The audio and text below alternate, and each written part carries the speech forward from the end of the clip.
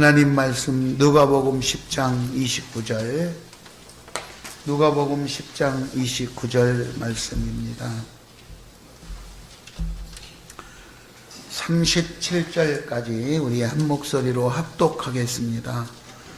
그 사람이 자기를 옳게 보이려고 예수께 여짜오되 그러면 내 이웃이 누구니이까? 예수께서 대답하여 이르시되 어떤 사람이 예루살렘에서 여리고로 내려가다가 강도를 만나매 강도들이 그 옷을 벗기고 때려 거의 죽은 것을 버리고 갔더라. 마침 한 제사장이 그 길로 내려가다가 그를 보고 피하여 지나가고 또 이와 같이 한 레위인도 그곳에 이르러 그를 보고 피하여 지나가되 어떤 사마리아 사람은 여행하는 중 자기 이르러 그를 보고 불쌍히 여겨 가까이 가서 기름과 포도주를 그 상처에 붓고 싸매고 자기 짐승에 태워 주막으로 데리고 가서 돌보아 주니라. 그 이튿날 그가 주막 주인에게 데나리온들을 내어주며 이르되 이 사람을 돌보아 주라. 비용이 더 들면 내가 돌아올 때 갚으리라 하였으니 내 생각에는 이 세 사람 중에 누가 강도 만난 자의 이웃이 되겠느냐? 이르되 자비를 베푼 자니이다. 예수께서 이르시되 가서 너도 이와 같이 하라 하시니라. 아멘. 요즘에는 얼마나 복잡한지요. 한 주간도 하루에도 어제 만났던 사람이 오늘 어려움을 당했다는 소식을 듣곤 하기 때문에 한 주, 일주는요, 우리가 지난주에 예배드리고 오늘 만나기까지 엄청나게 아주 많은 일들이 있는 것 같아요. 많은 일들이. 좋은 일도 있었을 것이고 감당하기 힘든 어려운 일도 있었을 것이고 속상한 일 많이 있었겠죠. 그래도 오늘 잘 이렇게 견디시고 교회에 나와서 같이 예배할 수 있어서 너무너무 반갑습니다. 아멘. 다시 옆 사람 보고 인사합니다. 사랑하며 삽시다. 예. 다시 합니다. 힘있게 사랑하며 삽시다. 그래요. 언제 무슨 일을 당할지 모르는 혼란스러운 세상에 우리가 살고 있는데 사랑하며 살아도 바쁜데 속상해가지고 인상 쓰고 괴로워하면 시간이 너무 아깝잖아요. 다시 사랑하며 살으시기 바랍니다. 그런데 이제 지금은 이웃들이 나는 이웃을 사랑하려고 하는데도 이웃은 나를 인정하지 않고 나를 사랑하지 않고 관계가 잘 형성이 안 될 때가 많아요. 그래서 나라를 지키는 사람들도 나라를 자기 목숨이 더 중요한데 자기 한 사람 헌신하고 희생함으로 인해서 나라가 세워져 가고 그 나라를 세움으로 인해서 우리가 이 나라에서 또 이렇게 살 수 있잖아요. 요즘에 뉴스를 들으면서 의사 선생님들이 뭐 여러 가지 사연이 있겠지만 이제 진료를 못하겠다 막 이런 뉴스가 나오면 괜히 마음이 불안한 거예요. 이러다 몸이 아팠는데 병원에 가가지고 치료를 받지 못한다면 어떤 일이 생길까 막 이런 생각도 들고요. 근심 걱정들이 많은 사람들이 있을 거예요. 몸이 아픈 사람은 더 그러겠죠. 뉴스를 들으면서. 어쨌든 모든 문제들이 원만하게 잘 해결되어져서 우리 모두가 근심 걱정하지 않고 화목하게 살아가려면 내 입장만 생각하는 것이 아니라 다른 사람의 입장도 생각을 할 때 우리가 합의점을 좀 찾아낼 수 있지 않을까 그런 생각을 가져보는 거예요. 가져보는 거예요. 오늘 본문 말씀에서도 그 내용이에요. 예수님의 사역이 날마다 확장이 됐어요. 예수님의 사역이 이제 예수님이 인기가 좋아졌나 봐. 그런 일도 많아지는 거죠. 그래서 오늘 본문 말씀에 누가복음 10장은 70인의 제자를 파송해요. 70명의 제자를 파송해서 이 사람들이 갔다 돌아오고 그렇게 하는데 예수님께서 24절에 보면 누가복음 10장 24절에 보면 우리는 보는데 못 보는 사람이 있고 또 보고자 하였으나 보지 못한 사람도 있다. 많은 선지자와 임금들이 우리 믿음의 사람들이 보는 것을 못 보는 것도 있고 자기들이 보려고 애를 쓰는데도 보지 못하는 것들이 있다. 이렇게 비유로 말씀을 하셨어요. 그러자 당대에 그래도 공부를 많이 하는 율법사가 예수님에게 1차적인 질문을 합니다. 예수님, 내가 무엇을 해야 영생을 얻겠습니까? 근데 그 질문은 순수하게 정말로 그 영생을 얻는 방법을 듣고 배워서 자기가 자기의 삶의 목표로 삼기 위한 것이 아니고 25절에 보면은 예수님을 시험하려고 그런 질문을 했다. 그러니까 그 질문에 순수함이 없는 거죠. 뭔가 자기의 그 목적을 이루기 위해서 그렇게 하는 거예요. 우리의 삶의 여정들이 어쩌면 정말 사랑을 나누기 위해서 그 사연을 묻고 이런 것이 아니라 또 다른 목적을 이루기 위해서 하는 경우들이 있기 때문에 갈등이 일어난다는 것이죠. 그러니까 예수님께서 답변을 하죠. 당신이 율법사인데 율법에서 어떻게 읽었습니까? 그랬더니 이 사람은 자기가 이제 많이 배웠고 그러니까 뽐내야 되지 않겠어요? 그래서 거기다가 말합니다. 하나님, 내가 율법을 읽었는데 마음을 다하며 목숨을 다하며 힘을 다하며 뜻을 다해서 하나님 사랑하고 이웃 사랑하라고 그렇게 배웠습니다. 그러니까 예수님이 가면 그럼 그렇게 가서 하세요. 그렇게 읽은 대로 배운 대로 하세요. 그래. 어떻게 보면 본전도 못 찾았잖아요. 두 번째 질문을 합니다. 율법사가. 예수님 그렇다면은요. 그럼 내 이웃을 내 자신과 같이 사랑하라고 써져 있는데 그럼 내 이웃은 누구입니까? 내 이웃이 누구입니까? 이렇게 예수님에게 물었어요. 예수님에게 두 번째 질문을 한 거죠. 그러면 예수님이 또 바로 누가 네 이웃이라고 가르쳐주면 되는데 예수님은 오늘 본문 말씀에서 강도 만난 자 이야기를 하셨어요. 유명한 그 강도 만난 자 이야기 우리 다 알고 있는 일 아닙니까? 어떤 사람이 예루살렘에서 여리고로 내려가다 강도 만났는데 옷도 벗기고 얻어맞고 죽게 돼가지고 길거리에 버려져 쓰러져 있었던 그 현장을 말씀하시면서 제사장이 지나갔는데 그걸 보고 도와주기는 그냥 피해서 그냥 가버렸다. 레위 사람들도 그거를 보고 피해서 가버렸다.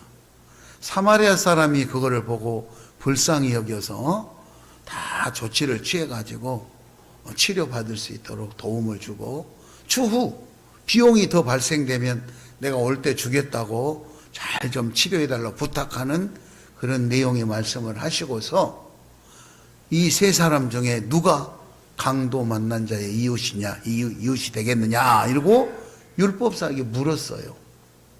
그랬더니 그 율법사가 오늘 본문 말씀에 자비를 베푼 사람입니다. 그러자 예수님께서 또 말씀하십니다. 당신도 가서 그렇게 하십시오. 똑같은 이야기를 한 거예요.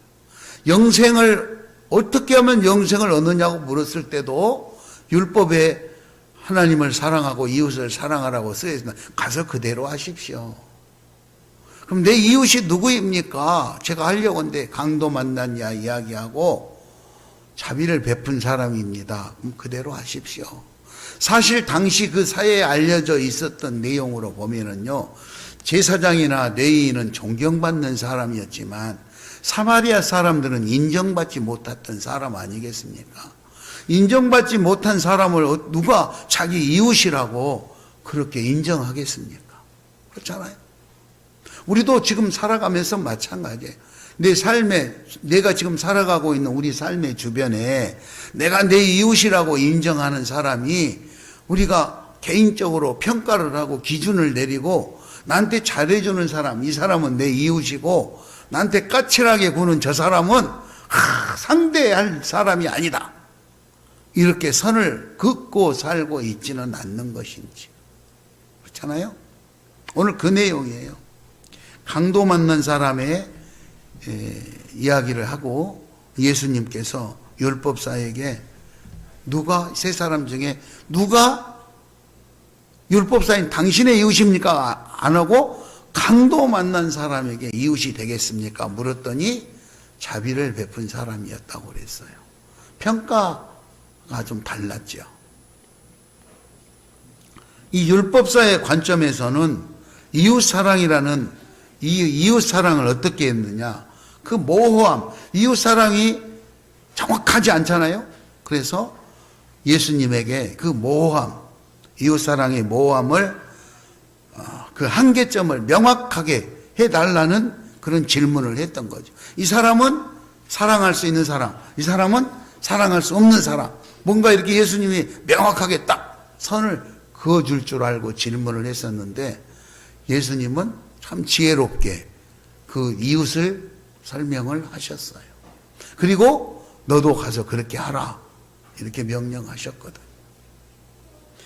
결론적으로 말하면 율법사의 관점에서 보면 자기의 이웃 사랑은 이기적이며 그리고 한계적이며 한정된 의무를 가지고 수동적으로 남의 체면 때문에 이렇게 실행을 하는 이런 이웃 사랑이 이 관점이었다면, 예수님께서는 그런 관점이 아니라 자발적이고 적극적이며 조건 없는 사랑을 실행하는 것이 예수님의 관점이었어요.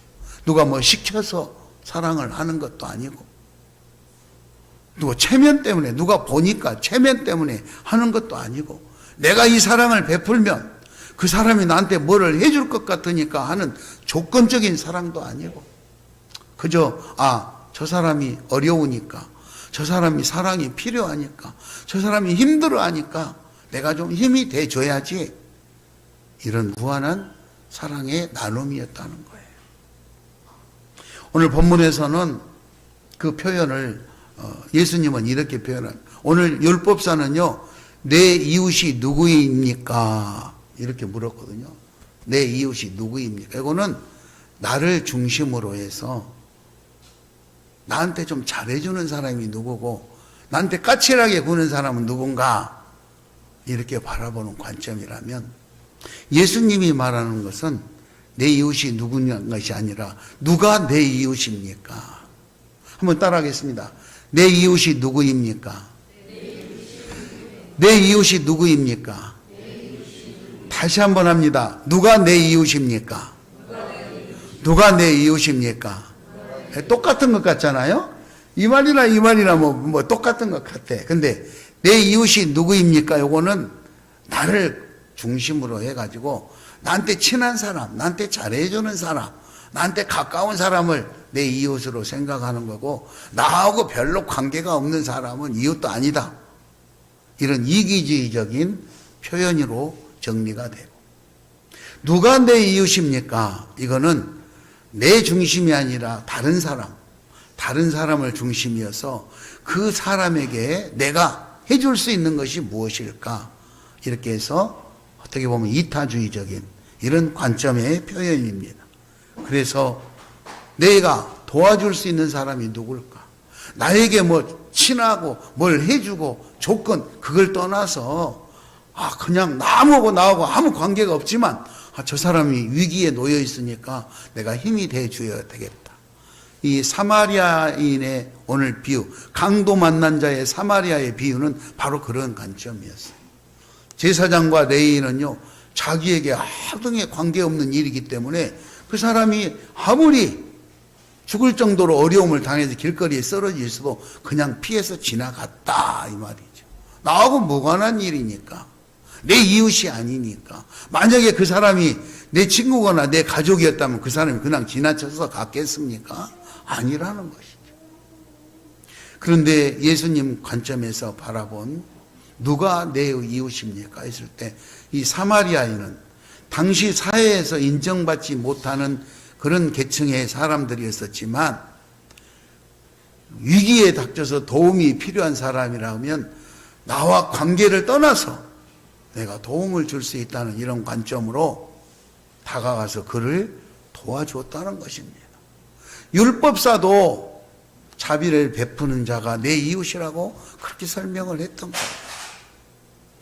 자, 이런 정리가 된다면 우리는 내 이웃이 누구입니까 하고 살아야겠습니까? 누가 내 이웃입니까 하고 살아야 되겠습니다. 우리 모두는 누가 내 이웃인가 하는 예수님의 관점에서 살아갈 수 있기를 바랍니다. 오늘 그렇게 사회를 바라봐야 돼. 아, 저 사람은 가진 것도 많고 이러니까 도와줄 필요 없어. 이게 아니라 가진 것이 재물이 아무리 많은 사람도 예수님을 알지 못하고 영적으로 피폐해 있으면 그는 괴로워하고 그를 찾아가서 기도해주고 도와줄 수 있어야 된다는. 우리는 예수 그리스도를 그런 어려운 사람들에게 전달할 수 있기를 바랍니다.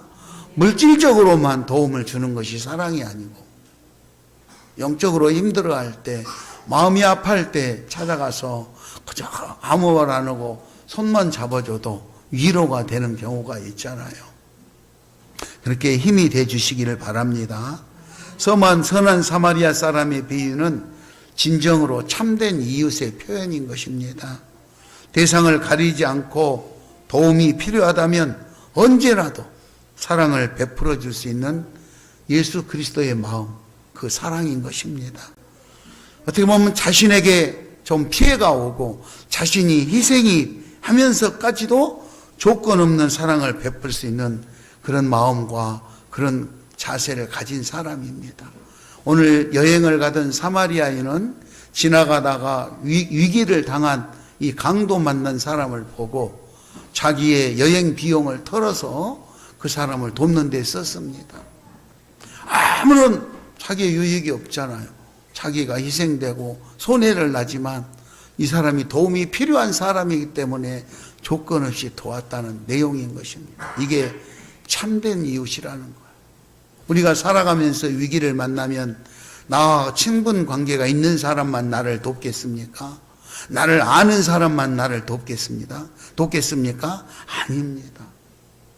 오늘처럼 참된 이웃이 우리 주변에 많다면 나하고 인과관계가 없어도 내가 위기에 닥쳤을 때 나를 위해서 도움을 줄 수 있는 그런 사회가 만들어졌으면 좋겠습니다.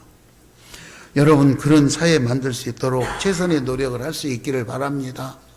그렇다면 우리는 그런 사회를 만들기 위해서 어떻게 해야 될까? 따라서 합니다. 예수님의 마음을 가집시다. 예수님의 마음을 가집시다. 첫 번째는 예수님의 마음을 가지는 거예요. 제사장도 레위인도 지도자였지만 예수님의 마음을 갖지 못했기 때문에 자기에게 유익이 안 되니까 그 강도 만난 사람을 피해서 그냥 지나가 버리는 거예요. 예수님의 마음은 헌신적인 마음이고 섬기는 마음이고 나누어주는 마음이에요.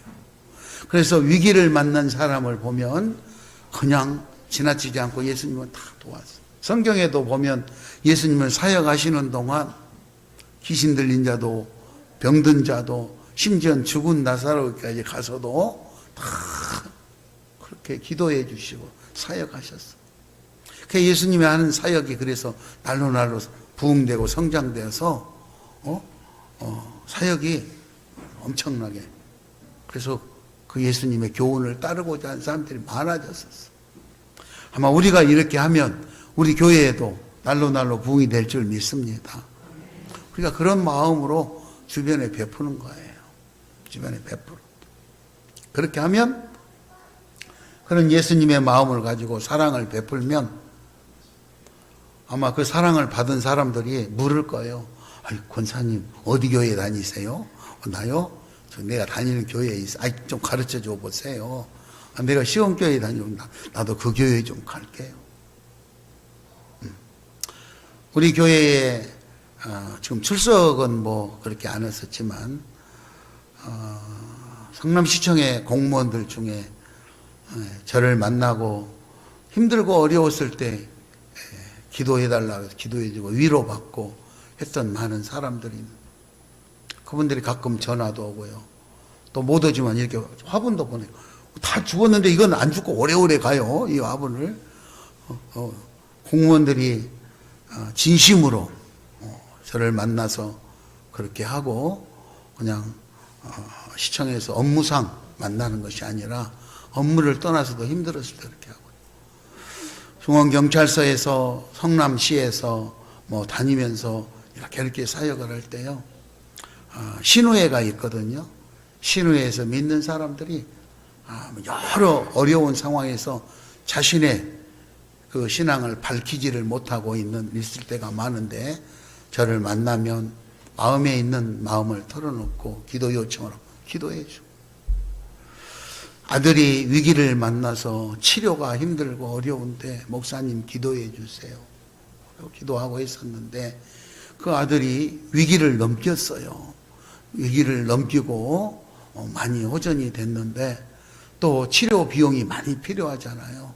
그래서 이렇게 하는데 어찌됐든 큰 도움이 안 될지는 모르지만 조금이라도 도움이 되고 같이 기도했더니 그분이 마음이 감동이 돼가지고 오늘 행사 때 되면은 열심히 와서 앞에 열심히 헌신하고 봉사하는 모습들을 보게 돼요.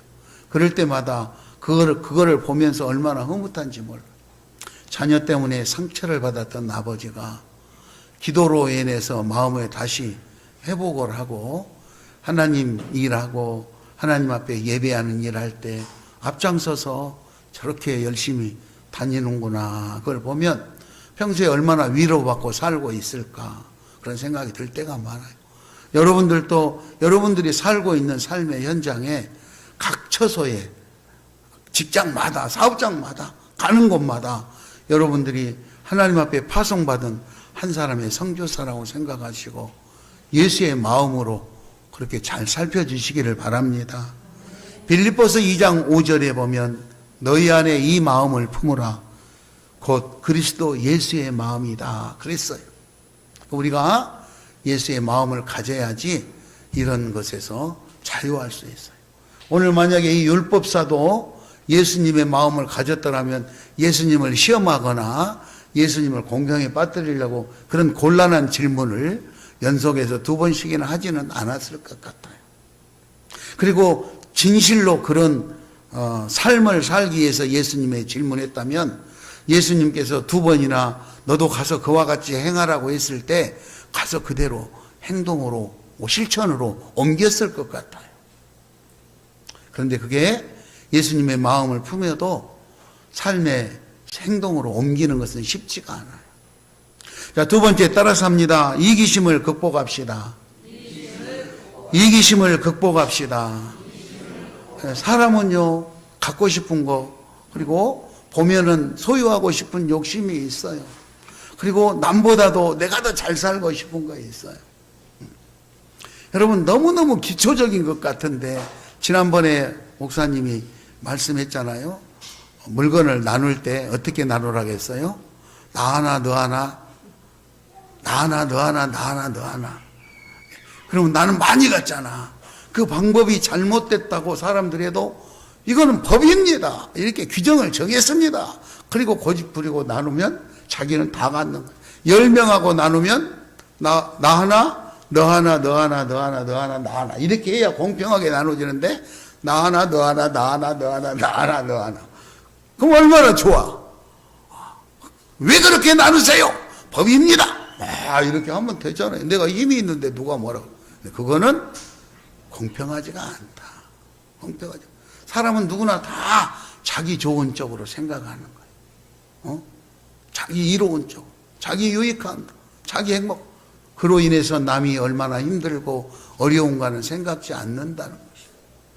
에스겔서 34장 18절에 보면 너희가 좋은 꼴을 먹는 것을 작은 일로 여기느냐? 어찌하여 남은 꼴을 발로 밟느냐? 너희가 맑은 물 마시는 것을 작은 일로 여기느냐? 어찌하여 남은 물을 발로 더럽혔느냐? 그러니까 내가 소중하게 먹었으면 깨끗하게 정리하고 다음 사람도 와서 먹을 수 있도록 해야 되는데 자기만 먹고 다 어지러서 다음 사람 못 먹게 더럽혀 버렸다 이거요. 이기주의. 그래서 에스겔서 34장 19절에 나의 양은 너의 발로 밟은 것을 먹으며 너의 발로 더럽힌 것을 마시느니라. 그러니까 다 같이 더불어 잘 살아갈 수 있도록 서로 양보하고 아끼고 소중하게 해야 될 그런 사랑의 마음을 버리고 자기만 소유하고 나만 갖고 싶어서 남은 갖지 못하도록 방해하는 이런 일들을 오늘 예수님은 말씀하시는 거예요. 이기심, 유혹, 욕심 그런 것이 다가와도 잘 극복할 수 있기를 바랍니다. 마지막으로 세 번째 따라서 합니다. 사랑을 실천합시다. 사랑을 실천합시다. 예, 뭐지도 행동으로 하지 않으면 다 소용없는 거예요. 아무리 성경을 1년에 한 번 쓰고 1년에 10번을 읽고 아는 것이 많고 해도 말씀을 실천하지 않는다면 아무 소용이 없는 거예요. 성경이 다 알고 있잖아요. 사랑이 없으면 아무것도 아니다. 꽹과리와 같고 행함이 없는 믿음은 죽은 믿음이다. 요한일서 3장 18절에 자녀들아 우리가 말과 혀로만 사랑하지 말고 행함과 진실함으로 하자 그랬어. 행함과 진실함. 로마서 13장 10절에 보면 사랑은 이웃에게 악을 행하지 아니하나니 그러므로 사랑은 율법의 완성이니라. 사랑하는 우리 시온 가족 여러분들, 우리가 살아가는 삶의 현장에서 나 혼자는 살 수가 없잖아요. 이웃과 더불어서 사는 거예요. 내가 약할 때 내 이웃이 나에게 힘이 되어주고, 내 이웃이 약할 때, 내 이웃이 힘들어할 때 내가 힘이 되어주면서 서로 살아가는 거예요. 우리 작게는 우리 시온 교회에서 교우들이 이웃이 되기를 바랍니다. 가족이 되기를 바랍니다. 나아가서 밖에 사회에 나가고 직장에 일터에 가면 그곳에 또 같이 있는 공동체 사람들이 여러분의 이웃이 되시기를 바랍니다.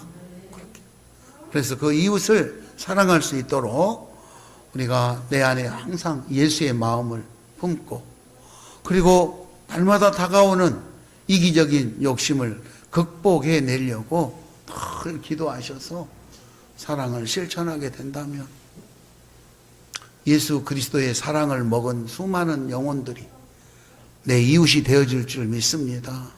하나님은 그 사랑을 더욱 귀히 여기시고 우리들을 축복하셔서 우리들의 공동체가 더 아름다워지고 우리들의 가정과 교회와 사회가 더 아름다워질 줄 믿습니다.